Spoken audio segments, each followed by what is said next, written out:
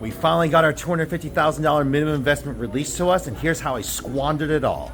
No. Let's actually look at how we were actually supposed to use those funds. So if you go to our website, go to our Form C link, you'll be taken to our official document that's registered with the SEC. On page 53, we've literally disclosed how we were going to utilize the funds once they were released, especially at the minimum mark. So here's a breakdown of how we utilized the funds as well as what we said we were going to be utilizing for. All the fees that we initially calculated for end up being a little over budget due to some of the fees that we didn't account for, like the holding fees and the processing fees. So even though we went over budget, thankfully we raised the above the amount so we can cover those fees. As you can see here, the wages actually came around right within the ballpark. For the marketing side of things, we actually borrowed from the inventory side so we can go ahead and cover our expenses from Fan Expo Denver as well as Anime Expo for sponsoring the event. And then lastly, we utilized just a little under $200,000 to go ahead and to cover all the inventory loans that we took to go ahead and do all the purchases for the stock that we did earlier this year. Also keep in mind that this total amount becomes another revolving line of credit for us to use to go ahead and purchase further inventory. We didn't squander it.